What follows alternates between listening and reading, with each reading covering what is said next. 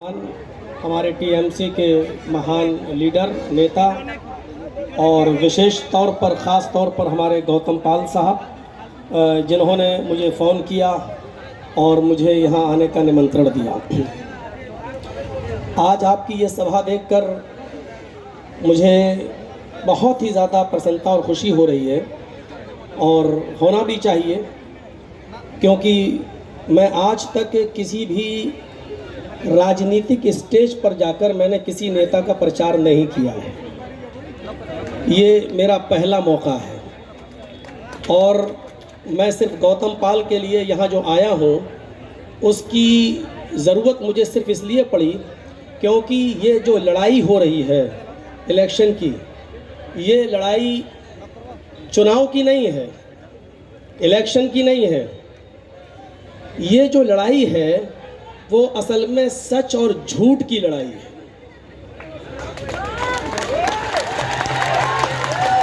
मैं इसलिए आपके सामने आया हूं ताकि आपको होशियार करूं, आपको केयरफुल करूं और ये बताऊं कि ये लड़ाई इस बात की लड़ाई है कि सच क्या है और झूठ क्या है, बेईमानी क्या है और सच्चाई क्या है, ईमानदारी क्या है।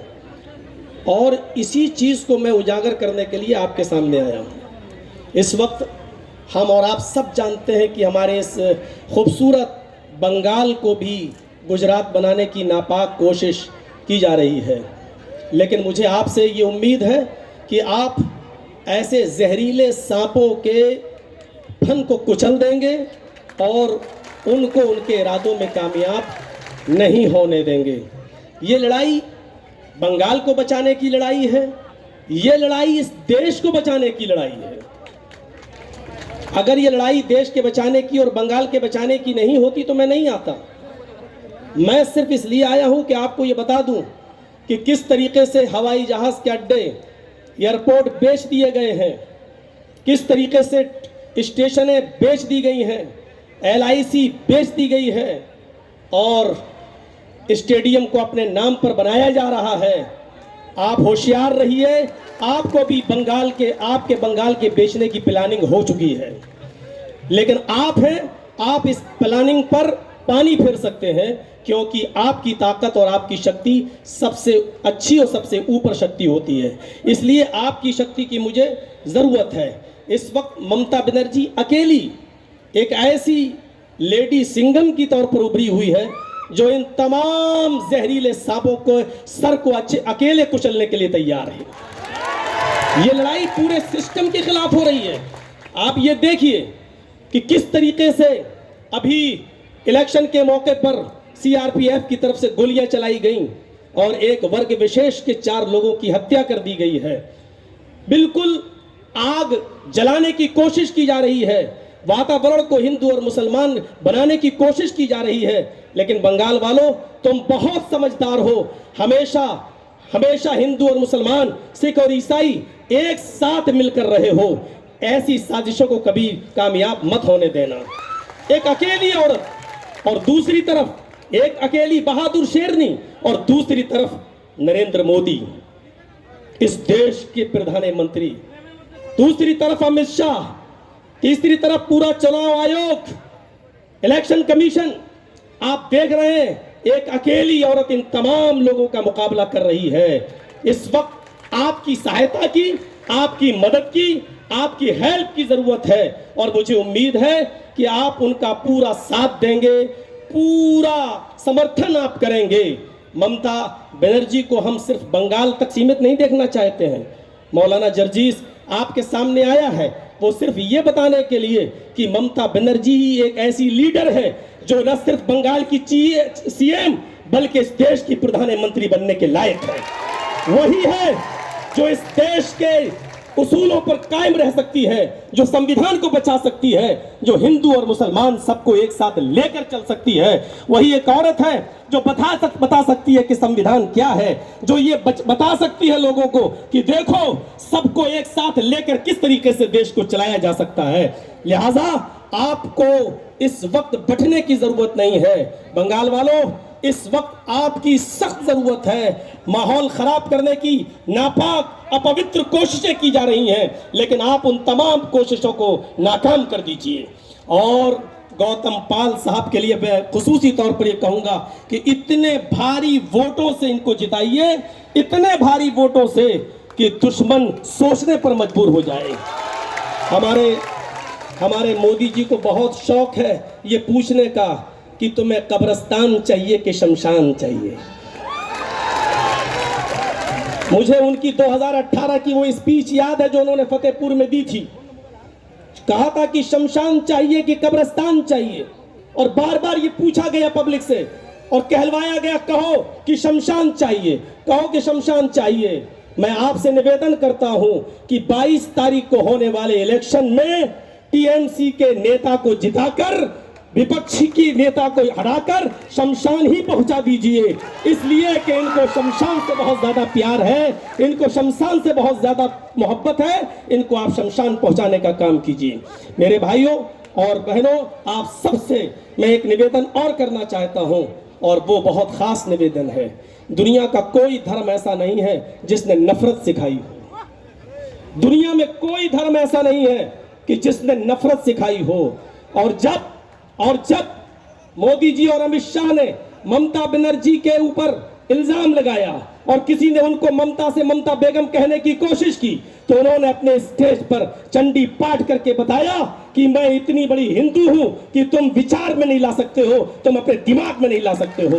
और मैं भी चूंकि संस्कृत का थोड़ा बहुत ज्ञानी हूं, मुझे मालूम है कि उन्होंने चंडी पाठ जो किया था और संस्कृत के जो मंत्र उन्होंने पढ़े थे, मैं चैलेंज के साथ कह सकता हूं कि इतने मंत्र इस देश के चौकीदार मोदी को भी मालूम नहीं है और योगी को भी मालूम नहीं है। जितने मंत्र ममता बनर्जी ने संस्कृत में पढ़े, वो योगी जी से पूछ लो तो उनको भी स्वाहा के अलावा कुछ नहीं मालूम है।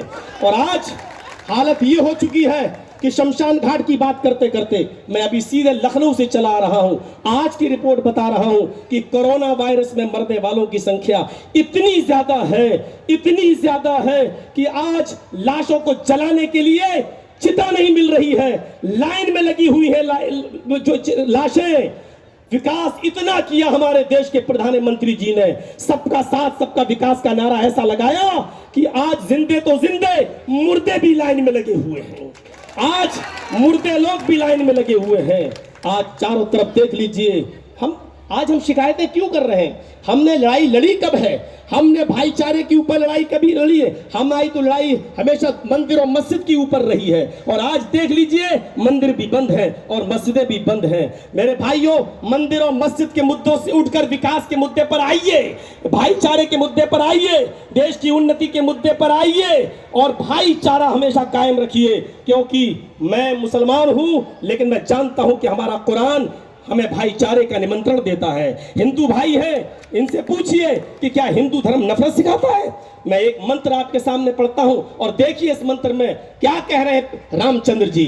रामचंद्र जी कह रहे हैं, प्रत्यत्यम चारुण धर्म गोपीथाय पुरहु यसे मरुद्रिग्नागही।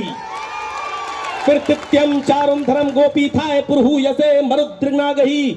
तुम्हारे शब्दों के बाण से, तुम्हारी जबान से निकलने वाले कोई शब्द से किसी दूसरे व्यक्ति को तकलीफ नहीं होनी चाहिए। जो हिंदू धर्म हमें शब्दों के जबान पर, जीभ पर कंट्रोल करने का आदेश दे रहा हो, और जो ये कह रहा हो कि अपने शब्दों से जब जबान से बोलो तो ऐसा शब्द यूज नहीं होना चाहिए कि जिससे किसी मनुष्य को तकलीफ हो, चाहे वो हिंदू या मुसलमान, किसी को तकलीफ नहीं होनी चाहिए। वो धर्म ये कैसे बर्दाश्त करेगा कि एक समुदाय, एक वर्ग विशेष पर दूसरा वर्ग विशेष जुल्म करे? माफ करना, ये हमारी राजनीति को गंदी पॉलिटिक्स तो हो सकती है, लेकिन ये धर्म की शिक्षा नहीं हो सकती है कि कोई किसी से नफरत करे। आज अफसोस होता है कि हिंदू और मुसलमान बनाने की कोशिश की जा रही है। हमारा कुरान भी यही कहता है, या अय्युहन्नास इन्ना खलकनाकुम मिन ज़करिन व उन्सा। हाय संपूर्ण जगत की मानव जाति, हमने तुम्हें एक मर्द और एक औरत से पैदा किया है। हमने तुम्हें एक पुरुष और एक स्त्री से जन्मा है। तुम्हारा बाप एक है और तुम्हारी माँ एक है। तुम्हारा बाप आदम है, तुम्हारी माँ हव्वा, जिसको हम वेदों में आशु और युवती शत्रुपा के रूप से हम जानते हैं। हमारा एक ही बाप है मनु और एक ही माँ है शत्रुपा। हम सब उसी की संतान है, हम सब उसी के बेटे हैं। लिहाजा जब बेटे हैं तो सब भाई भाई हैं। लिहाजा ये धर्म के ठेकेदार जो आज धर्म के ठेकेदार बने हुए हैं, इनको न धर्म से मतलब है, इनको सिर्फ अपनी कुर्सी से मतलब है। आप भाईचारे को समाप्त मत कीजिएगा, अपना भाईचारा बना कर रखिएगा। और एक बात और कह देता हूं आपसे, इस देश की दो आंखें हैं, एक हिंदू और एक मुसलमान। इस देश के दो हाथ हैं, एक हिंदू और एक मुसलमान। इस देश के दो पैर हैं, एक हिंदू और एक मुसलमान।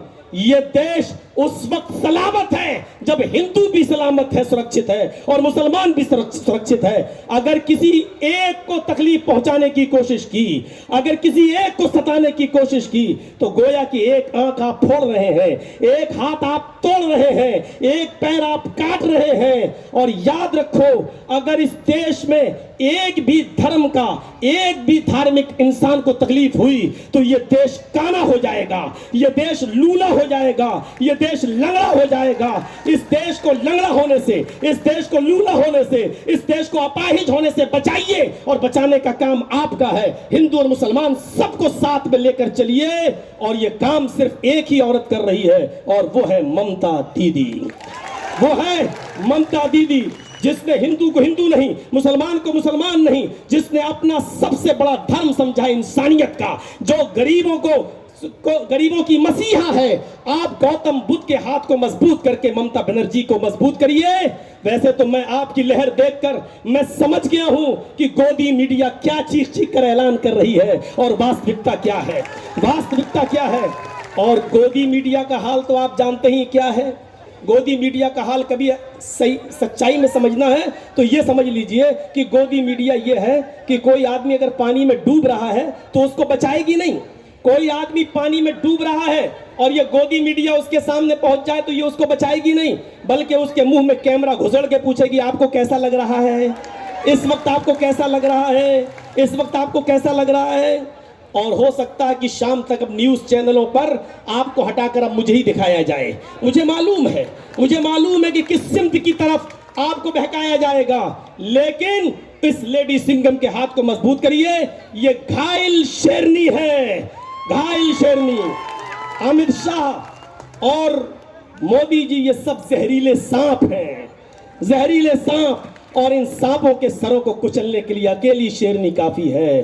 बस आपसे निमंत्रण करता हूं, आपसे अपील करता हूं कि ममता बनर्जी को मजबूत करिए और देश में भाईचारा बना रहने दीजिए। कोई खुश नहीं है इस गवर्नमेंट से, कौन नहीं जानता किसान आज कहां पहुंचे हुए हैं, व्यापारियों का आज क्या हाल हो रहा है, स्कूलों का हाल आज क्या हो चुका है। कोई भी कौम, कोई भी बिरादरी, कोई भी जात, कोई भी समूह आज बीजेपी से खुश नहीं है, सब इसको बद्दुआएं दे रहे हैं। लेकिन ममता बनर्जी के इस इलाके में आकर सेंध लगाने की कोशिश की जा रही है।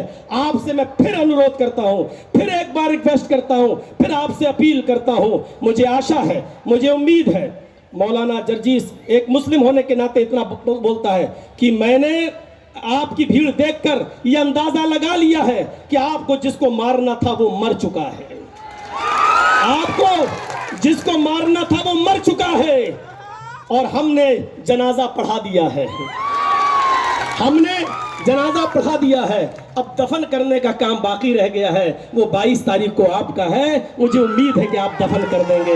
आप गौतम पाल को मजबूत करके टीएमसी को मजबूत करेंगे, बंगाल को बचाएंगे, भाईचारा कायम रखेंगे, और ये अहद, ये वादा करके यहां से उठिए कि हम बंगाल को दोबारा गुजरात नहीं बनने देंगे, और ममता दीदी को हम फिर से लाएंगे। पहले बंगाल में लाइए और फिर हम सब मिलकर कोशिश करते हैं उनको दिल्ली पहुंचाने की।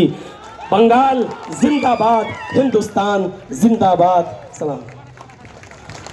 Thanks, very thanks, thanks a lot.